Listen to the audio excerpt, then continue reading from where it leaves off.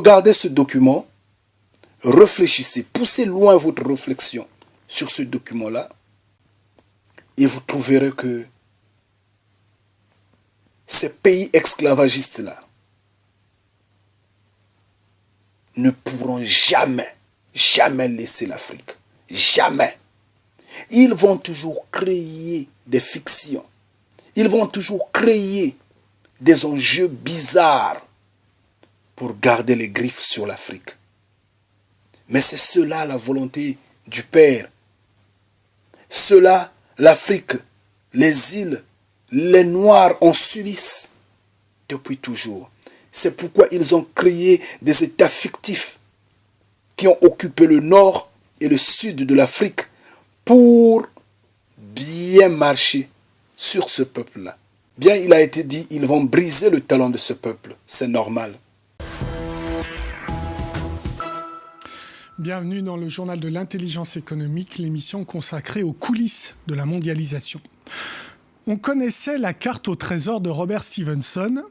Eh bien, voici celle de la Banque mondiale. Elle est baptisée la carte à 1 milliard. 1 milliard de dollars, c'est en fait la somme qui sera investie dans les prochaines années pour recenser toutes les richesses minières de l'Afrique et offrir ainsi au marché les trésors de la terre africaine.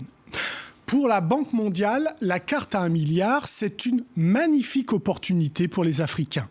Un reportage de nos correspondants à Washington. La carte des ressources minérales de l'Afrique date en grande partie de l'époque coloniale, incomplète et imprécise au regard des techniques actuelles. Le nouveau projet, lancé par la Banque mondiale en partenariat avec l'Union africaine, pourrait d'ici 10 ans donner une idée globale précise des richesses du sous-sol du continent. L'homme à la tête de ce projet s'appelle Paolo Dessa. Selon lui, cette carte permettra aux pays africains de faire valoir leurs intérêts. Malheureusement, la plupart des gouvernements ne savent pas ce qu'il y a dans leur sous-sol. Nous pensons que s'il y avait une bonne connaissance du véritable potentiel en ressources minérales des pays africains, les gouvernements seraient en position de négocier de meilleurs contrats avec les compagnies d'extraction. Et cette carte, il faudra doter un fonds de centaines de millions de dollars pour sonder, coordonner, vérifier. La Banque mondiale avait elle-même lancé le surnom de carte à 1 milliard de dollars. C'était une expression pour attirer l'attention. Il était facile de s'y référer. Mais le chiffre ne correspond à rien de concret. Certains pensent que c'est la valeur des ressources minérales que l'on pourra découvrir grâce à ce projet. Mais nous pensons que la valeur des ressources qui peuvent être révélées peut être bien plus élevée que ça, de l'ordre de milliers de milliards de dollars. D'autres estiment que c'est ce que coûterait la réalisation de cette carte. L'idée de base est que la géologie ne s'arrête pas aux frontières. Il faut donc une organisation au-dessus des États et des partenaires financiers pour porter ce projet. La prochaine étape attendue est l'aval formel de l'Union africaine. Une organisation au-dessus des États. Mais pourquoi ? Les Africains ne peuvent-ils pas gérer eux-mêmes leurs ressources naturelles ? L'Afrique est-elle prête à accueillir ce don de la terre ?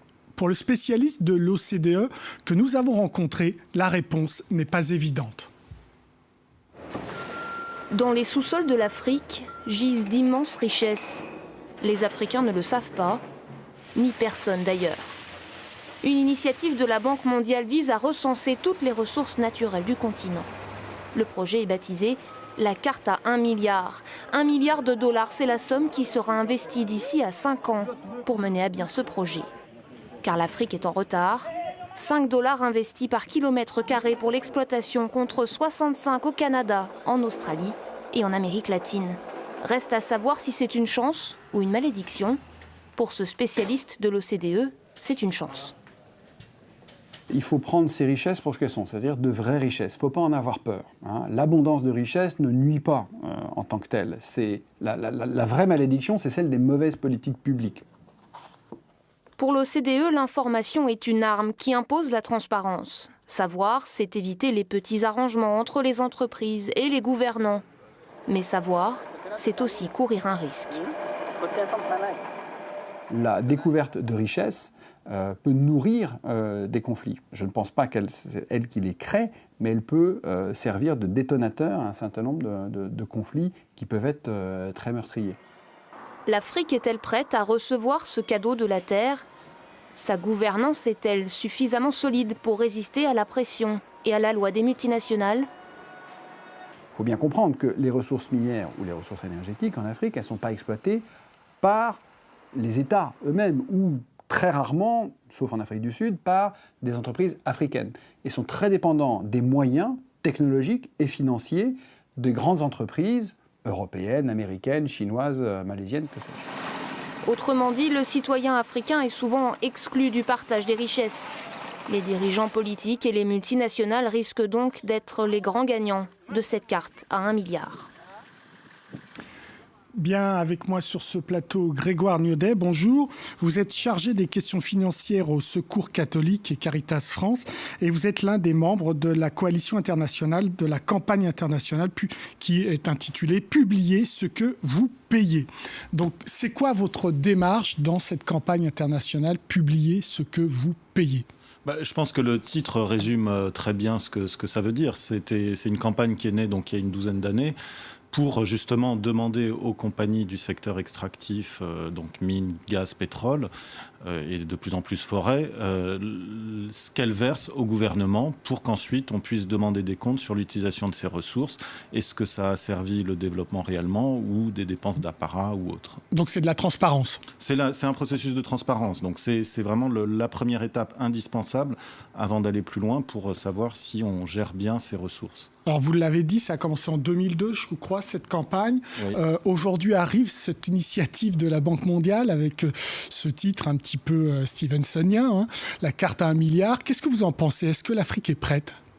Je ne sais pas si on peut dire que l'Afrique est prête. Il y a plusieurs processus, notamment ces processus de transparence qui peuvent permettre que ça arrive dans de bonnes conditions.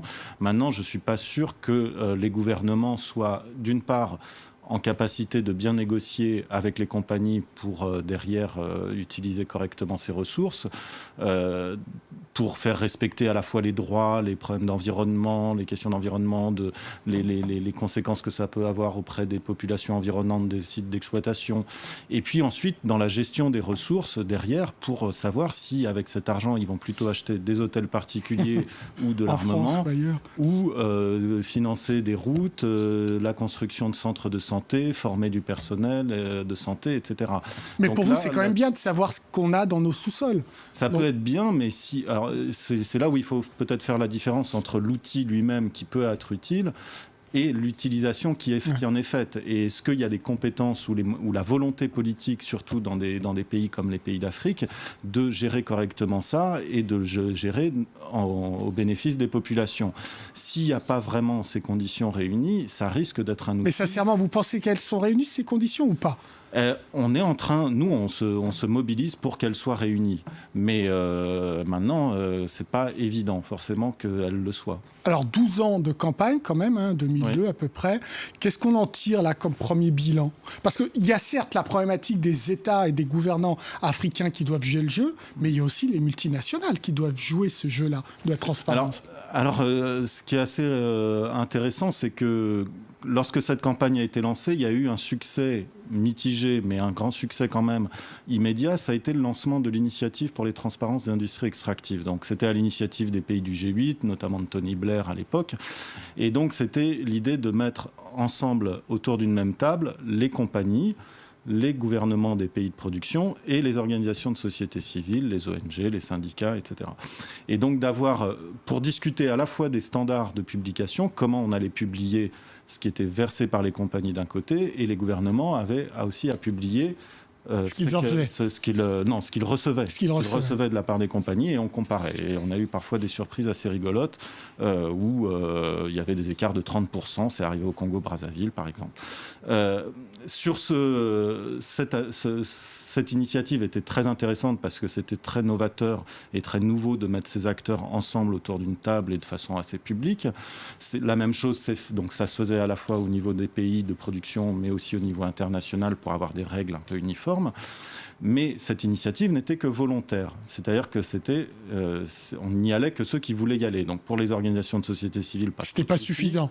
Pas trop de soucis. Les compagnies y sont allées quand même en disant un truc volontaire, on pourra quand même y aller tranquillement sans trop se mouiller. Et au niveau des gouvernements, là, ça a été plus compliqué. Et donc, ça a quand même porté ses fruits. Ça n'a pas été facile forcément pour notamment les militants de société civile dans les pays de production. Certains ont été en prison, certains ont connu l'exil, des menaces, etc. Et alors, ça a avancé chez nous aussi. L'UE a diffusé des directives en 2013, donc là, qui vont être appliquées, c'est obligatoire, d'ici les 2 ans qui viennent. Voilà, et c'est là où on a reçu, là où il y a eu plus de réticence de la part des compagnies, c'est que quand ça devient obligatoire, là, ça coince un peu plus. Et donc, les compagnies ont notamment voulu que ce ne soit pas au niveau local, la publication, mais au niveau national et global. Donc, chaque pays au niveau de chaque pays, oui. Mais nous, ça a été un de nos chevaux de bataille assez important, c'est de l'avoir aussi projet par projet pour que les collectivités, les communautés locales puissent aussi avoir cette information et autour des sites de production, puissent aussi demander des comptes sur les ressources qui sont sorties de leur sous-sol. Donc je disais directive européenne de 2013, est-ce qu'elle a été appliquée dans le champ national, par exemple en France ? En France, ça vient d'être voté, comme on dit, transposé, c'est-à-dire un droit européen qui est transposé en droit national. Il y a cette même... En fait, c'est parti aussi des États-Unis dans le cadre de la loi sur la régulation en 2010, mais ça a pris du retard depuis, et notamment parce que le lobby pétrolier américain a porté plainte contre cette réglementation. Et ça a été transposé au niveau britannique, au niveau français et au niveau allemand. Donc on est à peu près dans les clous. Et donc on aura les premiers chiffres à partir de 2016 sur l'année 2015. Ils seront publics ? Ils seront sur les sites internet des compagnies et normalement on espère que ce sera dans des formats utilisables et qui pourront être facilement diffusés auprès des populations locales. Eh bien, on suivra cette affaire. Merci Grégoire Niaudet. L'émission est terminée, mais comme d'habitude, vous pouvez nous retrouver sur france24.com. En attendant, restez avec nous, car l'information continue. Au revoir. J'étais vraiment resté inconsciemment muet le jour où je l'ai regardé. J'étais bouleversé. Je ne peux le croire. Franchement, ces pays esclavagistes-là ne pourront jamais aider, jamais libérer l'Afrique. Si bien que les Africains prenaient conscience. Parce que là, eux-mêmes, ils sont en train d'ouvrir un combat intellectuel. Il y aura des échanges d'idées. Il y aura des débats énormes. Et eux, ils vont se lever en colère avec les armes. Ça, c'est comme ça. C'est pourquoi encourager les enfants d'aller à l'école. C'est pourquoi arrêtez de suivre les hommes des nations, mais plutôt instruisez-vous.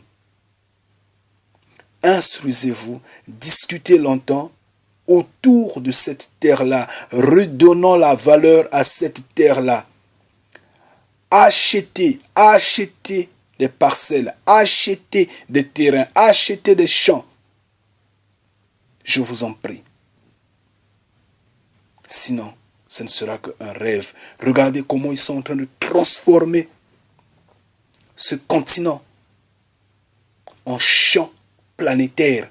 Donc le reste du monde va manger en Afrique là-bas. Et ils sont conscients. Et ce n'est pas pour rien qu'ils disent que l'Afrique est le continent de l'avenir. Mais les Africains sont combien ? Les Chinois sont plus nombreux que les Africains. Les Indiens sont plus nombreux que les Africains.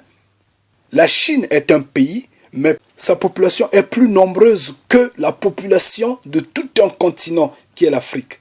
Mais eux, ils disent l'Afrique, c'est le continent de l'avenir. Qu'est-ce qu'il leur a dit ? En quoi faisant ? Il y a l'Inde qui est là, qui a également une population énorme. Il y a pas mal de pays. Ces pays-là fédérés, leur population sera énorme, plus grande que la nôtre. Mais eux, ils disent, c'est l'Afrique. C'est parce que dans leurs sciences occultes, on les a dit, game is over. C'est fini. la tendance repart en Afrique parce que le père s'est déjà levé. Et ça, voilà le grand piège. Regardez ça. Regardez ça, suivez ça calmement. Là où ça va finir, c'est le crépitement des armes. Mais d'où ils seront battus. Battus pour la première fois de leur histoire. Ils seront battus sur la terre africaine pour de bon. Je dis toutes ces choses-là pour que quand vous les verrez, vous puissiez vous en souvenir. Et en ce temps, Yah sera glorifié. Je le dis non avec un sentiment d'homme, mais parce que Yah me permet de le dire. Et cela en est la vérité. Je ne suis ni un chef militaire, ni membre d'une organisation quelconque. Je n'ai ni bureau, ni association, ni religion, ni un bâtiment d'église. Je ne suis ni homme politique, mais je le dis parce que je sais que ça va arriver. Ézéchiel 38 est clair dans sa description de ces effets. Quelqu'un dira, ça n'a rien à voir avec Ézéchiel 38. Je dirais peut-être, mais c'est la description. La description, elle est comme ça. Et vous les verrez. Ça va arriver parce que vous serez des témoins. Parce que vous allez les vivre. C'est pour bientôt.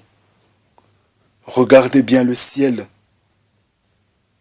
Suivez bien les informations. Regardez le temps. Laissez que la nature vous éduque. Voyez les mouvements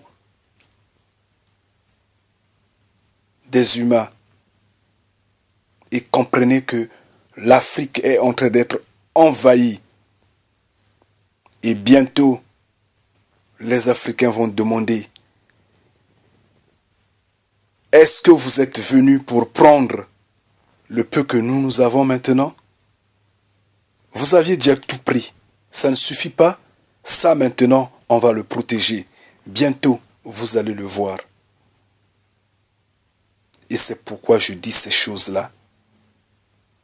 Car Yahweh va se glorifier bientôt. Toutes les fois que le nom du Père soit sanctifié, que son règne vienne, que celui-ci passe, parce qu'en fait nous sommes fatigués, mais quelque part nous sommes soulagés. Et c'est pourquoi nous vous appelons à vous élever, à vous rassurer que les derniers temps sont bien là.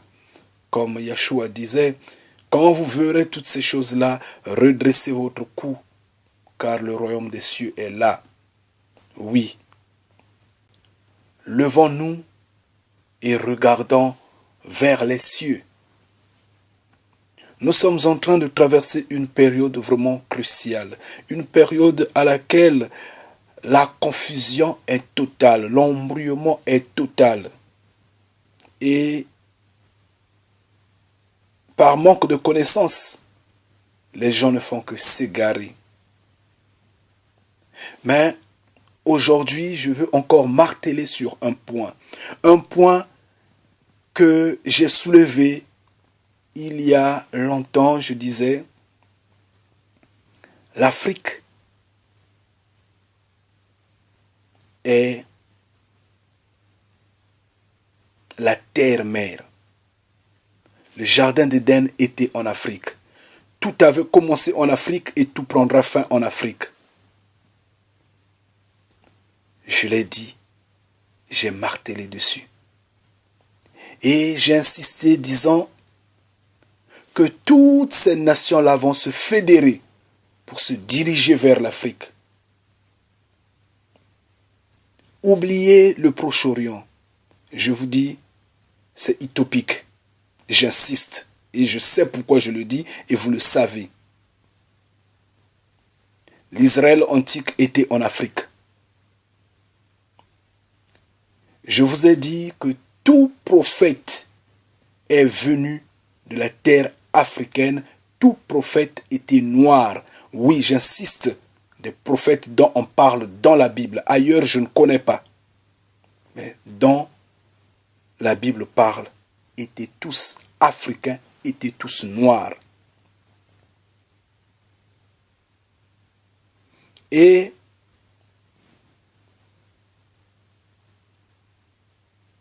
le reste, c'est l'usurpation totale.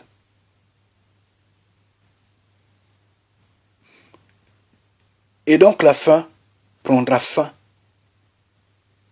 en Afrique. La fin aura lieu en Afrique. L'Armageddon se passera en Afrique, pas ailleurs. La Russie ne pourra jamais se battre avec les États-Unis. Je l'ai déjà dit, j'insiste, ils ont tous les armes nucléaires, ils ne pourront jamais se battre. La France ne pourra jamais se lever contre l'Angleterre, jamais contre les États-Unis. Cette époque-là est dépassée. Ils ont maintenant tout ce qui peut détruire, tout ce qui peut les endommager tous. La Chine ne se levera pas contre les États-Unis, non contre la Russie, non contre je ne sais quel État ayant l'arme nucléaire. Mais tout ce monde-là va se fédérer. Tout ce monde-là va se fédérer et va se diriger vers l'Afrique. Parce que c'est de là où on puise. L'Afrique qui est considérée comme serait une poubelle. Mais ironie du sort, tout ce monde-là mange dans cette poubelle. Alors, on ne comprend plus rien. Ceux qui sortent de l'Afrique, ceux qui sortent de cette terre-là, sont haïs de par le monde. Nous sommes éparpillés partout. Il faut nous voir dans les îles, il faut nous voir un peu partout ailleurs. Haïs. Jamais accepté. Oui, d'accord. Mais on mange dans la poubelle qui a produit ces hommes-là. Et ce qui est curieux, c'est que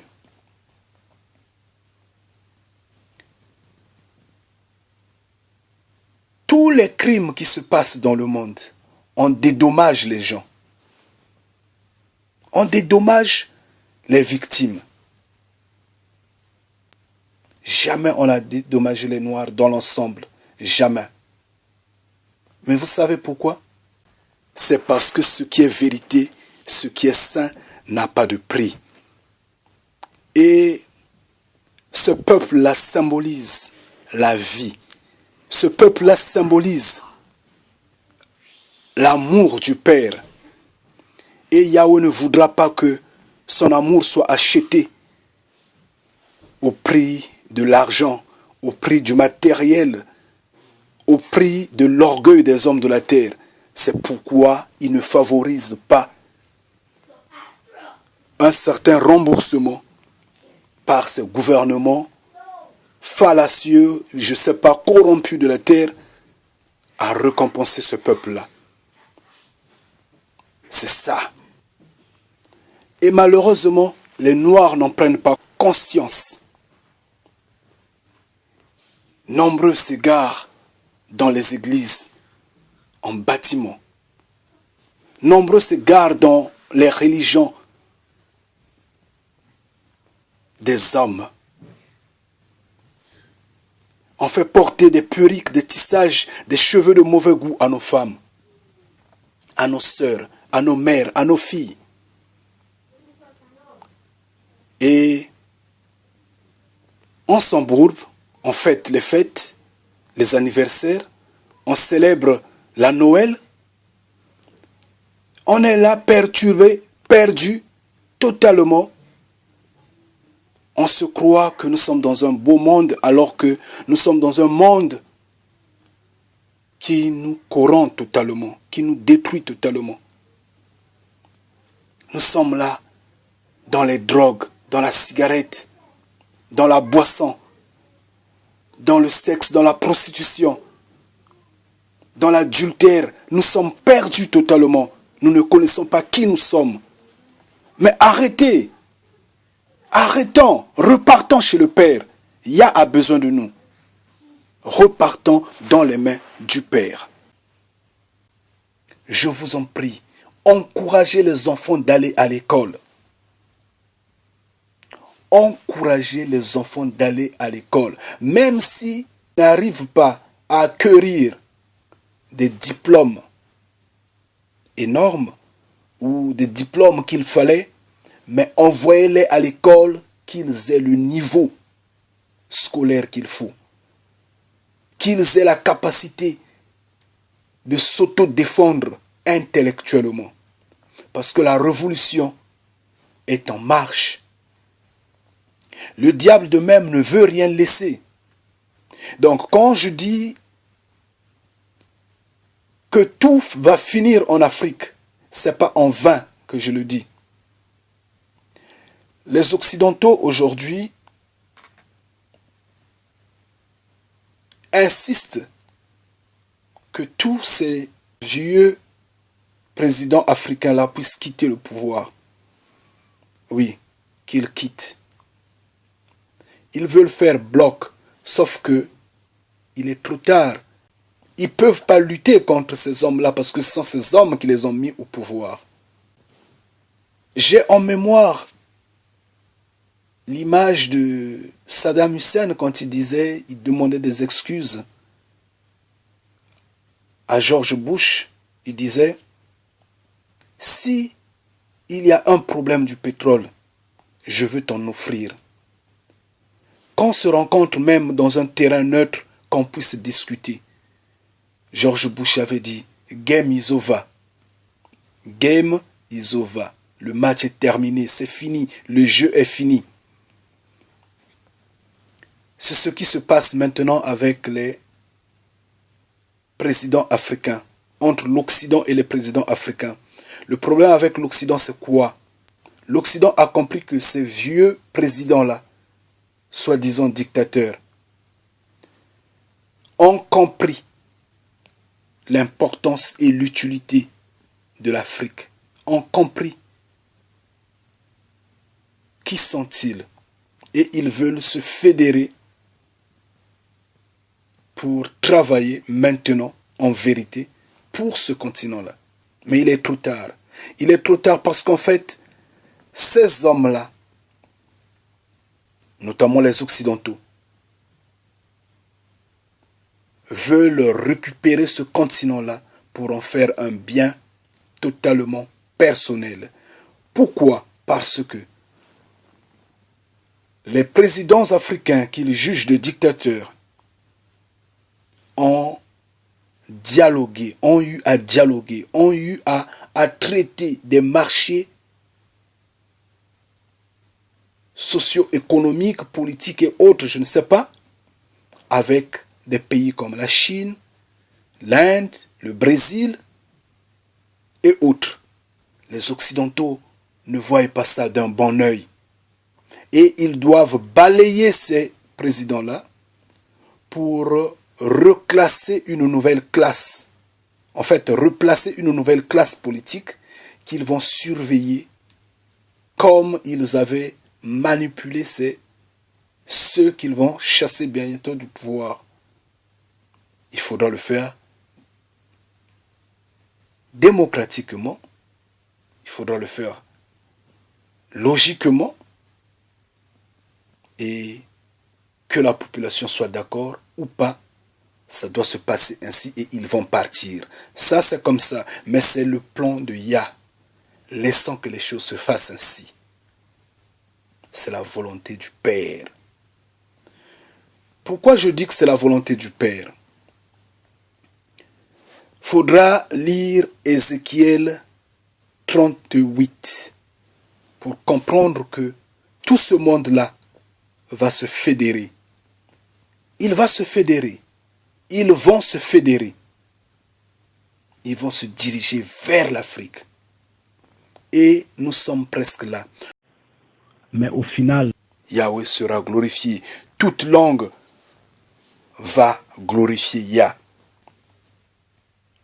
Et malheur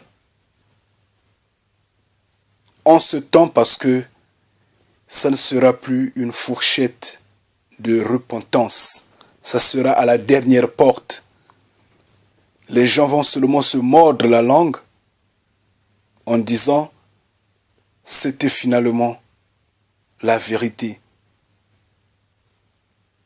Mais il sera déjà trop tard pour la repentance. Faut pas embrouiller les gens. Nous sommes sur terre, nous avions compris tout ce que ces hommes-là s'émagouillent et tout le mensonge qu'ils ont sur leurs lèvres, tout de quoi ils sont capables, nous voyons, qu'on ne nous embrouille pas. Attendons l'Armageddon, attendons cette bataille finale-là. Nous ne sommes pas pour ça. Aucun béni de Yah ne va se lever pour se battre. Je vous le dis en vérité. Moi-même, je ne me leverai pas pour même encourager les gens de se battre. Nous allons croiser les bras, nous serons des spectateurs. Peut-être qu'on ne sera plus en ce temps-là. Peut-être qu'on sera déjà enlevé. Peut-être qu'on sera déjà tué, on ne sait jamais. Mais ça va se passer ainsi. Et aucun béni de Yah ne va prendre même la pierre pour jeter à quelqu'un. Puisque nous savons que malheur à celui qui descend dans la rue pour des revendications sociales. Malheur à celui qui descend dans la rue pour des mouvements de troubles. Nous le savons. Nous connaissons la loi de Yah. On ne peut pas briser la loi de Yah. Mais nous le disons. Je le dis parce que ça va se passer ainsi. Vous allez le voir. C'est ça. Et ça, c'est la vérité. Bon, maintenant, si l'on dit que ce n'est pas de même ce que je suis en train de dire, je dirais d'accord, mais c'est ça l'image typique. J'insiste. Vous allez le voir. C'est ça. Et ça, c'est la vérité. Armez-vous de toute arme possible. Toute arme spirituelle pour combattre le lion parce qu'il est en train de rôder et il est affamé. Et vous savez, ne l'oubliez jamais que vous êtes fait de la chair et du sang et que le lion aime la chair et le sang. Donc faites attention, levez-vous, priez sans cesse, priez à la maison. Quittez ces églises-là, ces endroits diaboliques, ces endroits qui nous égarent. Quittez ces endroits-là. Et toutes les fois que la volonté du Père soit sanctifiée, toutes les fois que son règne vienne, je vous en prie de redresser votre cou. Redressez votre cou. Le royaume des cieux est là. Bien, je vous quitte, que le nom de Yah soit sanctifié, que son règne vienne, et portez-vous bien surtout. Je dirais Amen. Jésus avait dit, je suis le Fils de l'homme. Il n'avait jamais dit, je suis le Fils de l'Esprit, n'est-ce pas? Il faut réfléchir. Faut réfléchir. Quand on vous dit la vérité, vous boitez parce que vous marchez sur des épines. Je comprends votre doute. Je le sais. Mais Yahweh fera que vous l'acceptez. Même si vous la refusez, elle est une vérité. Elle va vous percer. Elle va vous toucher. Vous avez des yeux voilés. Ouvrez vos yeux. Le cerveau. L'heure est arrivée pour vous repentir. Je répète et j'insiste.